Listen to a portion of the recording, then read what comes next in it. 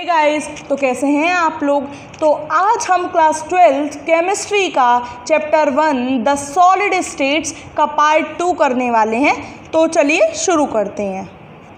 तो अब हम 1.2 को शुरू कर रहे हैं, जो कि है हमारा एमरफस एंड क्रिस्टलीन सॉलिड्स। क्या है? Amorphous and crystalline solids. तो इसके अंदर क्या है देख लेते हैं।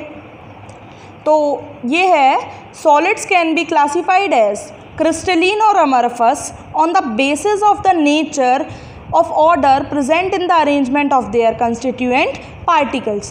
तो ये क्या कह रहा है, जो हमारा सॉलिड है वो दो टाइप्स में उसको हमने कट किया हुआ है, यानी कि विभाजित किया हुआ है, क्लासिफाई किया हुआ है, आप कुछ भी कह सकते हैं।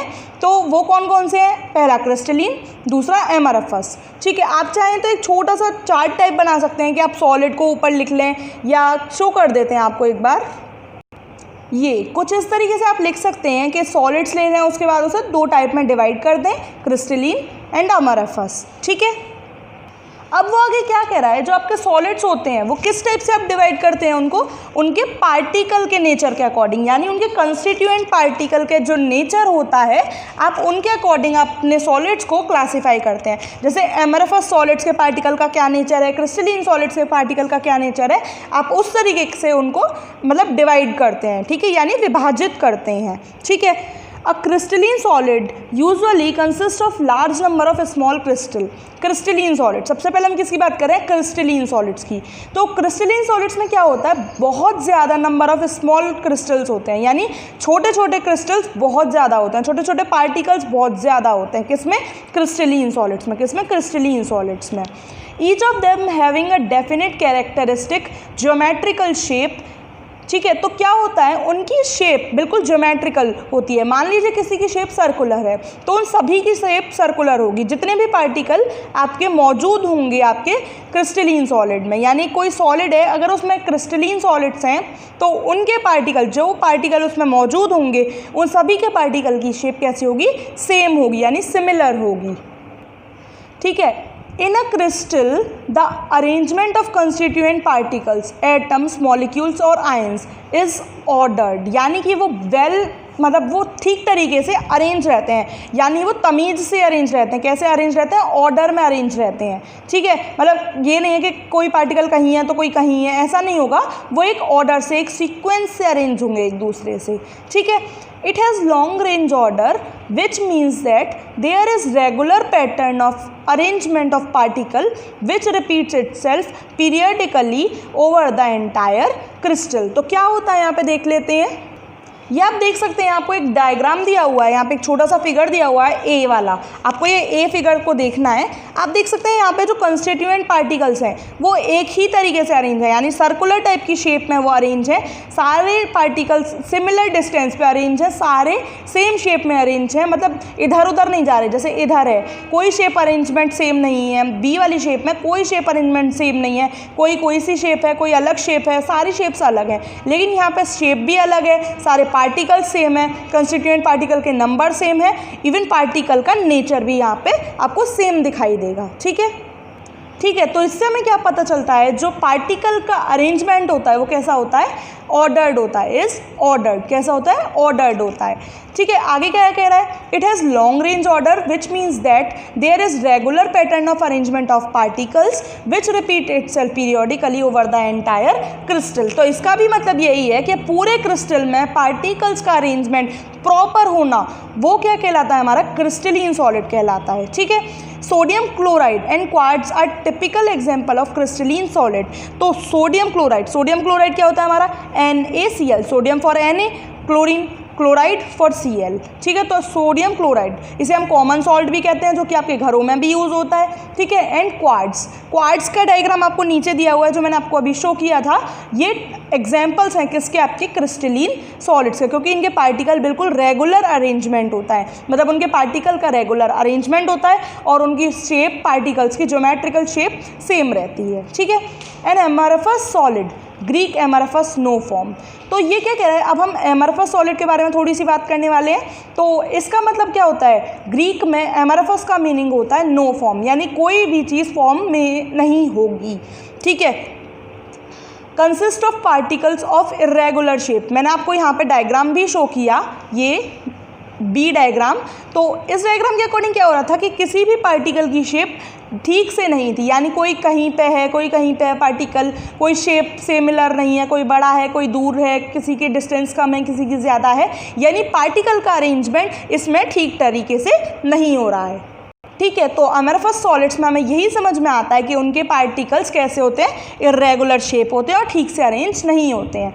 यही आगे लिखा हुआ है, the arrangement of constituent particles, atoms, molecules और आयंस। मैंने आपसे कहा कि पार्टिकल्स कुछ भी हो सकते हैं, एटम्स भी हो सकते हैं, मॉलिक्यूल्स भी हो सकते हैं, आयंस भी होते हैं। ठीक है, in such a solid has only short range order in such a arrangement a regular and periodically repeating pattern is observed over short distances only। हाँ, ऐसा हो सकता है कि कभी कभी आपको सिमिलर नंबर ऑफ पार्टिकल्स एक जगह पर देखने मिल जाए, सेम शेप मिल जाए, लेकिन वो कुछ ही दूरी तक होगा, वो कुछ ही देर तक रहेगा, लेकिन बाद में क्या होगा, वो अपनी शेप वापस से इधर उधर कर लेगा और उससे वो एमरफस नहीं रहेगा। ठीक है, such portions are scattered and in between the arrangement is disordered. और बीचों बीच कहीं भी अरेंजमेंट कैसा हो जाएगा, डिसऑर्डर्ड हो जाएगा, यानी कि अरेंजमेंट खराब हो जाएगा। ठीक है, the structure of quartz and quartz glass. ठीक है, ये आपको स्ट्रक्चर दे रखे हैं, ये जो आपको दोनों स्ट्रक्चर दे रखे हैं वो किसके दे रखे हैं आपको, एक क्वार्ट्ज का है, ये ए वाला आपका क्वार्ट्ज का है, दूसरा आपका क्वार्ट्ज ग्लास का है। किसका है, क्वार्ट्ज ग्लास का। ठीक है, यहाँ पे यही आपको शो कर रखा है। ठीक है, the structure of quartz and quartz glass are shown. ठीक है, A and B respectively. While the two structures are almost identical, yet in the case of amorphous quartz glass there is no long range order। तो क्या हो रहा है कि quartz में, इस क्वार्ट्ज में तो जो अरेंजमेंट ऑफ पार्टिकल है वो बिल्कुल रेगुलर है, लेकिन क्वार्ट्ज ग्लास में ऐसा नहीं है, जो अरेंजमेंट है वो कैसा है आपका, इर्रेगुलर है। कैसा है, इर्रेगुलर है। ठीक है, बस यहाँ पे यही दिखा हुआ है। ठीक है, ठीक है, भले ही दोनों structures, while the two structures are almost identical, yet in the case of amorphous quartz glass there is no long range order. ठीक है, भले ही ये स्ट्रक्चर्स दोनों एक जैसे लग रहे हों, लेकिन जो इनकी मतलब प्रॉपर्टीज़ हैं, इनके पार्टिकल्स हैं, वो कैसे होंगे, अलग अलग होंगे। एमरफस सॉलिड्स में पार्टिकल की ऑर्डर कैसा होगा, मतलब पार्टिकल्स का रेंज ऑर्डर कैसा होगा, लॉन्ग रेंज ऑर्डर होगा, यानी कि पार्टिकल दूरी पर लगे हुए होंगे। ठीक है, और वो भी इरेगुलरिटी से लगे होंगे, रेगुलर नहीं लगे हुए होंगे। ठीक है, the structure of amorphous solid is similar to that of liquids. जो एमरफस सॉलिड है, हमने यहाँ पे जो एमरफस सॉलिड देखा, ये कुछ कुछ लिक्विड जैसा होता है, इज सिमिलर टू लिक्विड। ये कुछ कुछ सिमिलर होता है किससे, आपके लिक्विड से। Glass, rubber and plastic are typical example of amorphous solids. लेकिन जो ग्लास, आपने ग्लास तो देखा ही होगा, बहुत सिंपल है। आप ग्लास के जो कप्स होते हैं, आप कप भी यूज़ करते हैं, ग्लास आपके मिरर में होता है, बहुत जगह आप ग्लास का यूज़ करते हैं। रबर भी आप बहुत जगह पर यूज़ करते हैं, प्लास्टिक तो बहुत ही ज़्यादा यूज़ होती है। ये कुछ एग्जांपल्स हैं आपके किसके, एमरफस सॉलिड्स के। ठीक है, due to the difference in the arrangement of constituent particles the two types of solids differ in their properties. जैसे जैसे इनके पार्टिकल अलग हैं, आपने देखा कि यहाँ पे दोनों के पार्टिकल कैसे हैं, अलग अलग हैं, तो क्या हो रहा होगा, इनके जो प्रॉपर्टीज़ होंगी, यानी दोनों के जो प्रॉपर्टीज़ होंगी पार्टिकल्स की, वो भी कैसी होंगी, अलग अलग होंगी। हट्स यानी कि जो झोपड़ियाँ होती हैं, अगर वो आपने बचपन में टॉयज़ की देखी होंगी, वो भी आपकी प्लास्टिक से बनाई जाती थी। रबर्स में आपने देखे होंगे आपके ट्यूब्स, आपके टायर्स, बहुत सारी चीज़ें होती हैं। ग्लास की भी आपकी मैंने आपको एग्जांपल दे दी, काफ़ी सारी चीज़ें होती हैं। तो ये जो पार्टिकल्स होते हैं, ये अलग अलग कंस्टिट्यूएंट पार्टिकल्स की, इनकी प्रॉपर्टीज़ अलग होती हैं, शेप्स अलग होती हैं। तो ये एक तरीके से क्रिस्टलीन और एमरफस सॉलिड्स के बीच में आपका डिफरेंस हो जाएगा। क्या हो जाएगा, आपका डिफरेंस हो जाएगा। ठीक है, ठीक है, तो यहाँ पे थोड़ा और पढ़ लेते हैं क्रिस्टलीन और अमरफस सॉलिड्स के बारे में। तो ये है, crystalline solids have sharp melting point. On the other hand, amorphous solids soften over a range of temperature and can be molded and blown into various shapes. तो क्या होता है, अगर आप क्रिस्टलीन सॉलिड्स को देखें तो उनका मेल्टिंग पॉइंट बहुत ज़्यादा हाई होता है। क्या होता है, उनका मेल्टिंग पॉइंट बहुत ज़्यादा हाई होता है। और अगर आप वहीं पर एमरफस सॉलिड्स को देखें तो अगर आप उनका टेम्परेचर थोड़ा सा भी इंक्रीज़ कर देंगे तो वो मुड़ जाएंगे, यानी मोल्ड हो जाएंगे, यानी मुड़ जाएंगे और अलग अलग शेप्स में आप उन्हें कन्वर्ट कर सकते हैं, यानी अलग अलग शेप्स में आप उन्हें कन्वर्ट यानी चेंज कर पाएंगे। ठीक है, on heating they become crystalline at some temperature. लेकिन अगर आप टेम्परेचर को बहुत बहुत ज़्यादा हाई कर दें तो हो सकता है वो क्रिस्टलीन सॉलिड्स में भी फॉर्म हो जाए। क्या हो जाए? क्रिस्टलीन सॉलिड्स में भी फॉर्म हो जाए। ठीक है। Some glass objects from ancient civilisations are found to become milky in appearance because of some crystallisation. ठीक है। क्या होता था पुराने ज़माने में, अगर आपने कभी पुराने ज़माने के ग्लास देखे हों, ग्लास, तो वो क्या होता था, थोड़े मिल्की हो जाते थे। क्या हो जाते थे? थोड़े मिल्की हो जाया करते थे। यानी बहुत पुराने नहीं, लगभग 40 से 50 साल पुराने ग्लास को आप कभी देखिएगा तो वो थोड़े मिल्की से हो जाते हैं। ठीक है। उनकी थोड़ा सा उनमें मिल्की अपीयरेंस आने लग जाता है। ठीक है। तो यहीं पे ये एक एग्जाम्पल भी हो सकता है आपका इसके लिए पे। ठीक है। इसके जगह पर भी हो सकता है, इसके लिए भी हो सकता है। ये एक एग्जाम्पल आप याद कर सकते हैं। ठीक है। तो वो मिल्की क्यों हो जाते हैं? वो इसी क्रिस्टलाइजेशन की वजह से वहाँ पे मिल्की हो जाते हैं। बहुत ज़्यादा ओल्ड जो ग्लास वगैरह होते थे। ठीक है। Like liquids, amorphous solids have a tendency to flow though very slowly. तो लिक्विड्स की तरह जो हमारे एमरफस सॉलिड्स होते हैं वो बहुत धीरे धीरे फ्लो करते हैं, यानी धीरे धीरे, बहुत धीरे धीरे बहते हैं। क्या होते हैं? बहते हैं, लेकिन बहुत धीरे धीरे। जैसे लिक्विड बहता है वैसे ही एमरफस सॉलिड्स भी बहने की एक प्रॉपर्टी अपने अंदर रखते हैं। ठीक है। Therefore sometimes these are called pseudo solids और सुपर कूल्ड लिक्विड्स। इसीलिए इन्हें हम कभी कभी क्या कहते हैं? स्यूडो सॉलिड्स और सुपर कूल्ड लिक्विड्स। यहाँ पे मैंने इसे अंडरलाइन किया हुआ है क्योंकि ये थोड़ा सा इंपॉर्टेंट है। इसे आप चाहें तो आप भी अंडरलाइन कर सकते हैं। ठीक है।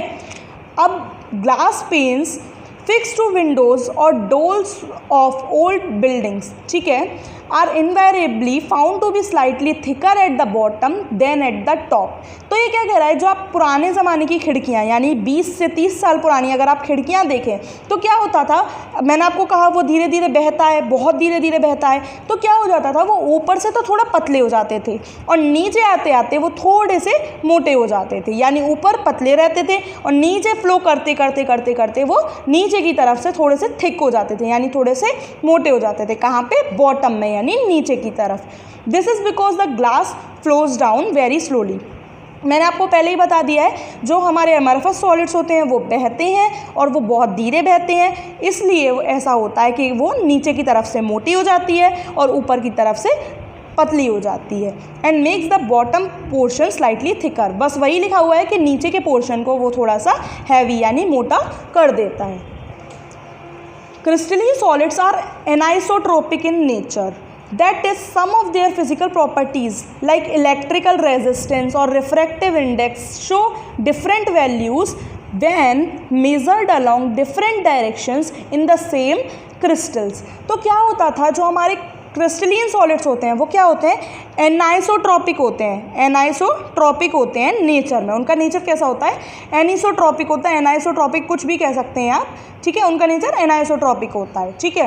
That is some of their physical properties. तो क्या होता है इसमें? बेसिकली होता ये है कि जो उनकी प्रॉपर्टीज़ होती हैं, अगर उन्हें हम अलग अलग जगह पर यानी अलग अलग डायरेक्शंस में मेज़र करें तो उनकी वैल्यूज़ भी अलग अलग आती हैं। जैसे कि आप इलेक्ट्रिकल रेजिस्टेंस को मेज़र करें डिफरेंट डायरेक्शंस में तो उनकी वैल्यूज़ आपको डिफरेंट मिलेंगी। ठीक है। ऐसे ही अगर आप रिफ्रैक्टिव इंडेक्स को मेज़र करें डिफरेंट डायरेक्शंस में तो भी आपको उनकी वैल्यूज़ डिफरेंट मिलेगी। ठीक है। This arise from different arrangement of particle in different directions. तो अलग अलग डायरेक्शन में मेज़र करने का यही उनका मोटिव होता है कि जो उनके अरेंजमेंट ऑफ पार्टिकल्स होते हैं वो भी अलग अलग हो जाते हैं। ठीक है।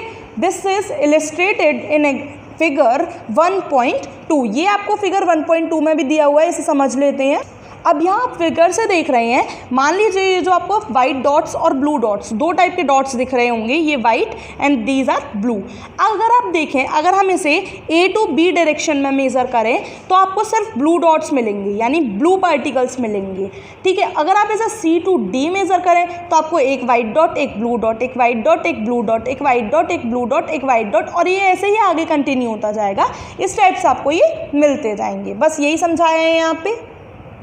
ठीक है। तो हमने यहाँ पे फिगर से समझ लिया। Since the arrangement of particle is different along different direction, the value of same physical property is found to be different along each direction. मैंने आपसे पहले ही कह दिया, अगर पार्टिकल्स का अरेंजमेंट अलग अलग डायरेक्शन में मेज़र किया जाए, यानी अलग अलग पार्टिकल्स हो जाएंगे उनके, यानी अगर आप उन्हें अलग अलग डायरेक्शंस में मेज़र करेंगे तो उनकी वैल्यूज़ कैसी मिलेंगी आपको, डिफरेंट मिलेंगी हर डायरेक्शन में। ठीक है, आपने यहीं पे एग्जांपल में भी देखा अभी कि अगर आप पार्टिकल्स को A to B यानी स्ट्रेट लेकर जाते हैं तो आपको सिमिलर पार्टिकल्स मिलने वाले हैं, और अगर आप इसको C to D लेकर जाने वाले हैं तो आपको डिफरेंट मिल रहे हैं कि एक पहले कोई और, फिर दूसरा, फिर कोई और, फिर दूसरा। इस टाइप का अरेंजमेंट आपको यहाँ पे देखने को ईजीली मिल जाएगा। ठीक, अब ये आगे क्या कह रहा है, जो आपके क्रिस्टलीन सॉलिड्स होते हैं, अब आपको बस ये बात याद रखनी है, एनाइसोट्रॉपिक, अगर आपसे कोई पूछे व्हाट इज़ एनाइसोट्रॉपिक तो आप उसे कह सकते हैं you can measure the value along different direction, you can find the values different in different direction. यानी कि आप अगर वैल्यूज़ मेज़र करें, यानी डिफरेंट डायरेक्शन में आप डिफरेंट वैल्यूज़ मेज़र करें तो आपको जो यूनिट्स मिलेंगी, न्यू यूनिट्स मिलेंगी, वो भी डिफरेंट होंगी। कंफ्यूज होने की ज़रूरत नहीं है, बिल्कुल कंफ्यूज मत होइए, समझने की कोशिश करिए कि अगर आपने यहाँ इसको डिफरेंट यानी C to D लेकर गए थे तो आपको पार्टिकल अरेंजमेंट डिफरेंट मिल रहा था, A to B लेकर गए थे तो आपको पार्टिकल अरेंजमेंट डिफरेंट मिल रहा था। कुछ नहीं है इसमें, बहुत छोटी सी चीज़ है ये यहाँ पे। Amorphous solids on the other hand are isotropic in nature. तो अमरफस सॉलिड्स कैसे होते हैं, वो आइसोट्रॉफिक होते हैं नेचर में। It is because there is no long range order in them. ये क्यों होता है, क्योंकि उनके जो पार्टिकल्स होते हैं उनका कोई लॉन्ग रेंज ऑर्डर नहीं होता है।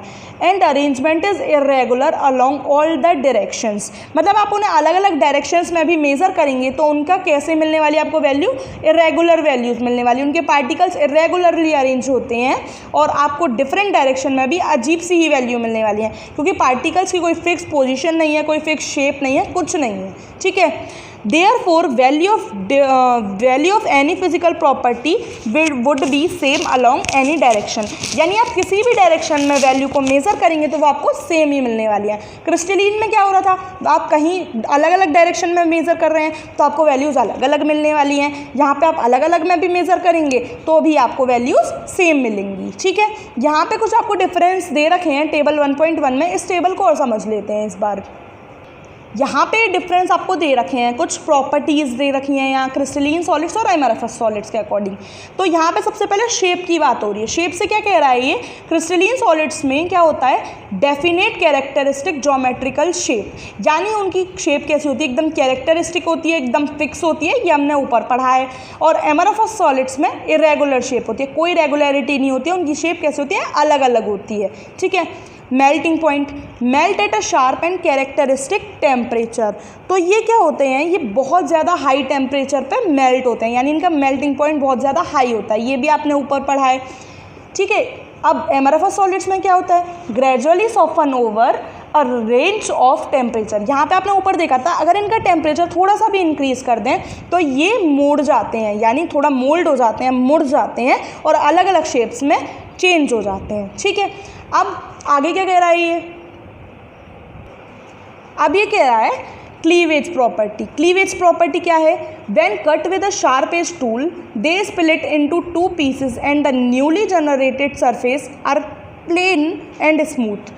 तो ये कहना चाहता है, अगर आप इसे शार्प एज टूल से, यानी मान लीजिए आप इसे एक नाइफ से कट कर रहे हैं, शार्प एज है उसकी, यानी वो बहुत ज़्यादा शार्प है, तो आपको 2 पीसेस मिल जाएंगे न्यूली जनरेटेड प्लेन सरफेस के। उनके भी पार्टिकल का अरेंजमेंट सेम रहेगा, जैसे ही प्रॉपर्टीज़ क्रिस्टलीन सॉलिड्स की होती है वैसे ही उन दोनों पीसेस की प्रॉपर्टीज़ भी सेम क्रिस्टलीन सॉलिड्स जैसी होंगी। ठीक है, अब अमरफस में क्या है ये देख लेते हैं। When cut with a sharp edge tool, they cut into 2 pieces with irregular surfaces। अब ये पहले से ही बेचारा irregular surface होता है इसका, अब 2 सरफेस में काट दिया तो वो दोनों भी irregular होंगे। ये भी सिंपल सी बात है, इसमें भी कोई बहुत बड़ी आपको मतलब रॉकेट साइंस पढ़ने की ज़रूरत नहीं पड़ रही है। ठीक है, हीट ऑफ फ्यूज़न। अब हीट ऑफ फ्यूज़न क्या है, they have a definite and characteristic heat of fusion. अब इनकी जो हीट ऑफ फ्यूज़न होती है वो भी एकदम डेफिनेट होती है और कैरेक्टरिस्टिक होती है। किसके केस में, क्रिस्टलीन के केस में।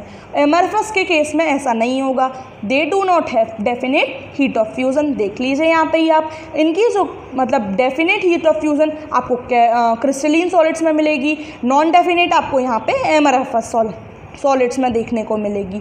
ठीक है, एनाइसोट्रॉफी।